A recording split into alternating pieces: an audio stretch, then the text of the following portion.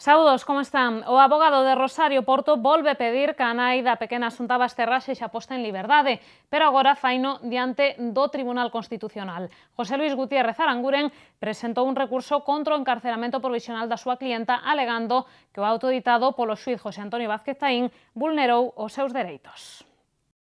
O avogado de Rosario Porto explica no recurso que nunca lles foron explicados os motivos da prisión, o que incumpre ca legislación procesual penal. Non é a primeira vez que o letrado da nai da Asunta Basterra solicita a súa posta en liberdade, xa que previamente presentou 2 recursos ante a Audiencia Provincial da Coruña que foron desestimados. Ademais, José Luis Gutiérrez Aranguren formalizou un recurso ante a Audiencia Provincial para pedir que Charo Porto non sexa xulgada por un xurado popular.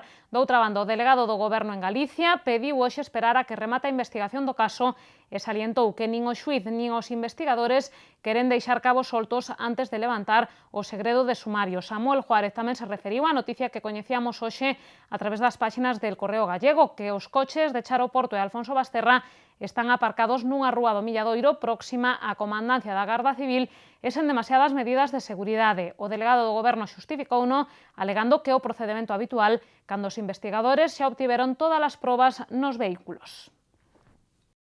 Sen presa, pero sen pausa, así avanzan os traballos de instalación das estadas na torre da Catedral previos á restauración da fachada do Obradoiro. Hai xa un mes que se empezaron a colocar as estruturas na torre da dereita, que agora xa está prácticamente oculta á vista de composteláns e turistas. Mentres a Fundación Catedral segue co seu plan de mecenado para xuntar os cartos necesarios para a actuación. Hoxe soubemos que xa foron recadados 200.000 euros. Dos 3,7 millóns de euros precisos para a intervención, só estaban asegurados os 2 millóns que aporta o consorcio. O resto, 1,7 millóns de euros, debe sair do plan de mecenado que a Fundación Catedral puxo en marcha en xullo e o que quixo darlle un novo pulo en outubro, presentando incluso en Madrid.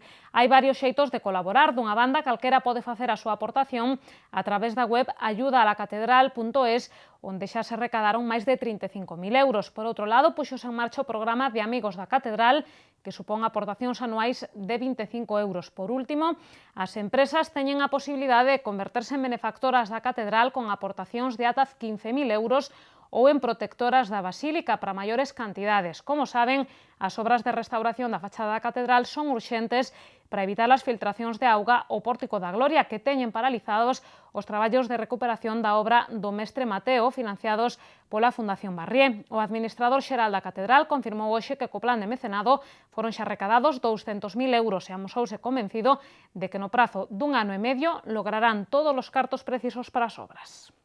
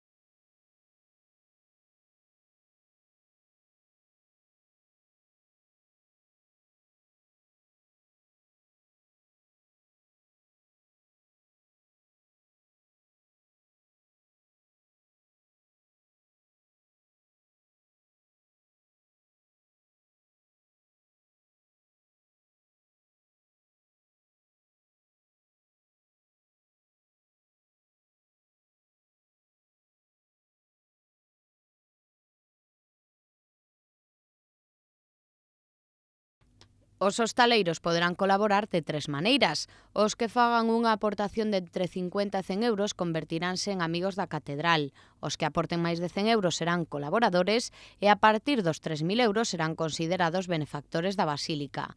Os establecementos que se sumen ao plan de mecenado estarán identificados cunha pegatina e poderánse beneficiar de desgravacións fiscais. Ademais, terán outras vantaxes como acceso gratuito ao Museo da Catedral, visitas culturais e invitacións para os actos que organice a Fundación Catedral. E o Goberno local vai poder acondicionar as instalacións deportivas situadas detrás do Hospital Psiquiátrico de Conxo e que veñen sendo utilizadas polos clubes do barrio. É que a Consellería de Sanidade, propietaria dos terreos, acordou hoxe cederlle a titularidade ao Concello por un período de 75 anos. Así se recolle no convenio que asinaron Rocío Mosquera e o alcalde Ángel Currás. O acordo contempla a concesión de manial deses espazos deportivos que suman unha superficie de 22.700 metros cadrados. Trátase en concreto dun campo de fútbol de herba de 6.000 metros cadrados e outro de terra de 7.000 metros cadrados. Na cesión tamén se inclúe un área de aparcamento de 1.600 metros cadrados e 4.000 metros cadrados a maiores de espazos vinculados. O Concello prevé investir 300.000 euros no acondicionamento destes terreos e no seu peche perimetral para separalos totalmente do centro sanitario. Para iso, o Goberno local solicitou unha subvención de 250.000 euros á Deputación da Coruña e prevé contar tamén cunha aportación da Secretaría Xeral pro Deporte. O alcalde salientaba que deste xeito daráselle resposta a unha vella demanda dos veciños de Conxo.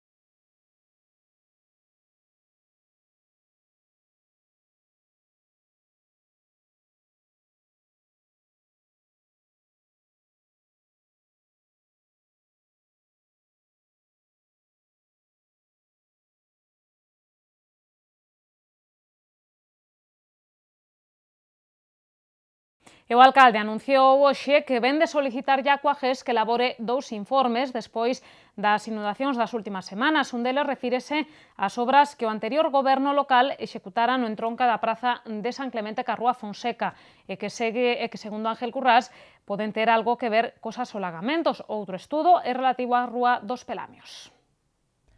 A oposición cree que as inundacións das últimas semanas teñen que ver con problemas de mantemento da rede de sumidoiros e o goberno local quere comprobalo. Por iso, o alcalde vén de solicitarlle 2 informes a Aquagest sobre 2 das zonas máis afectadas, Pelamios e a Rúa de Fonseca. Neste segundo caso, Ángel Currás sospeita que as obras que o anterior executivo realizou na praza de San Clemente teñen algo que ver cos asolagamentos.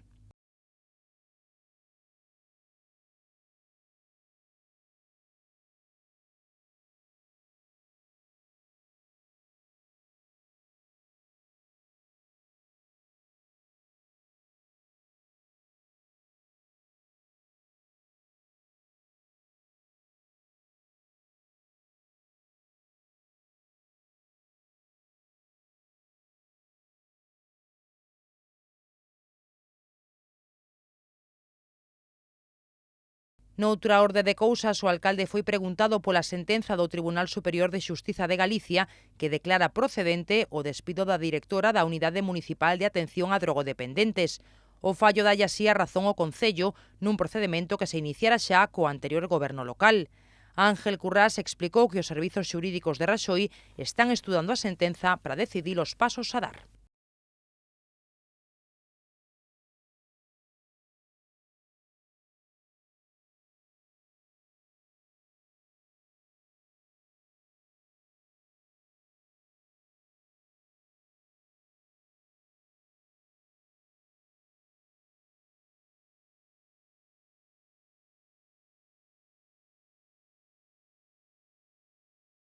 A directora da UMAD foi despedida no ano 2011 a raíz dun expediente disciplinario por considerar que utilizara o seu cargo en beneficio propio. Pilar Bermejo acudiu á Xustiza, que en primeira instancia considerou que o despido era improcedente. Agora o Tribunal Superior de Xustiza de Galicia volvelle dar a razón ao Concello. Eran declaracións do alcalde nunha rolda de prensa na que presentou unha nova edición, a número 19 do Premio Antón Fraguas sobre o traxe galego. O prazo para presentar os traballos remata o 31 de novembro e os gañadores coñeceranse o 17 de decembro. Trátase dun premio que convoca a Asociación do Traxe Galego en colaboración co Concello e co Centro Comercial Compostela. O xurado estará composto por un membro do Consello da Cultura Galega, outro da Fundación Rosalía de Castro e un terceiro do Centro de Investigación Ramón Piñeiro. Como é habitual, o certame conta con 2 categorías. No caso da descritiva, o premio será de 600 euros, mentres que no caso da analítica o galardón será de 1.200 euros.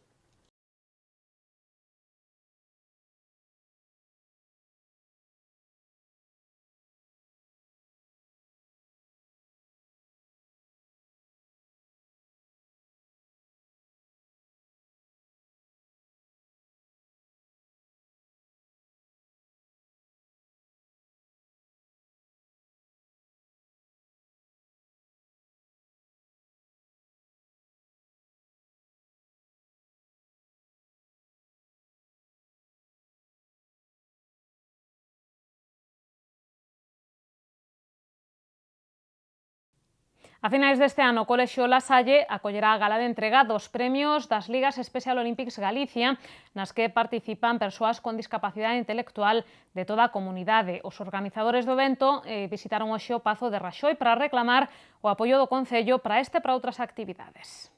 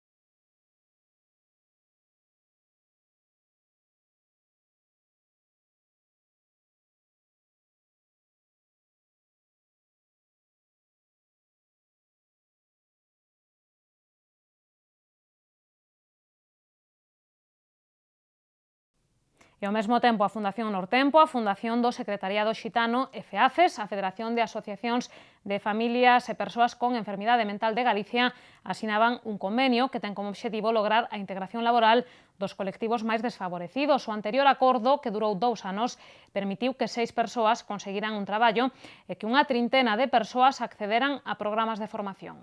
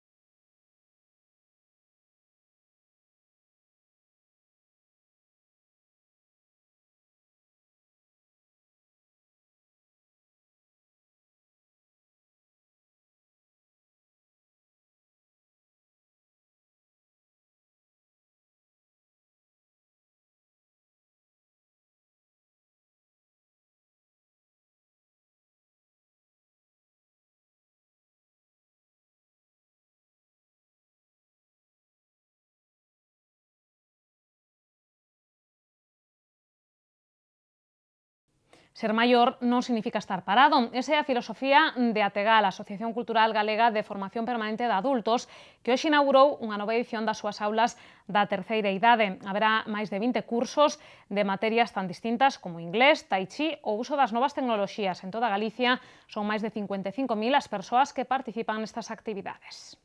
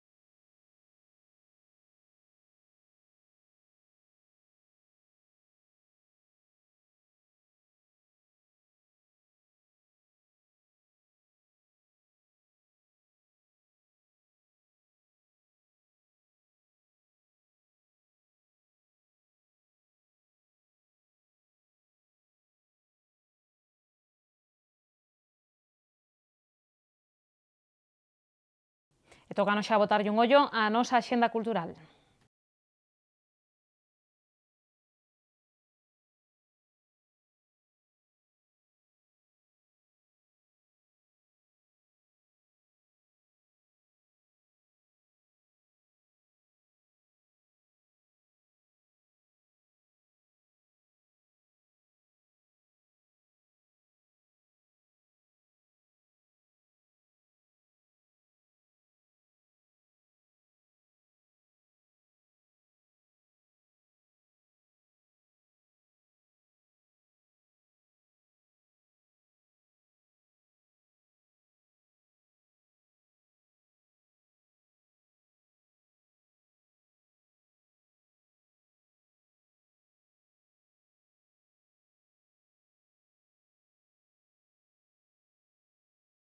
Imos ver de seguido que nos depara o tempo para os vindeiros días, cóntanolo Meteo Galicia.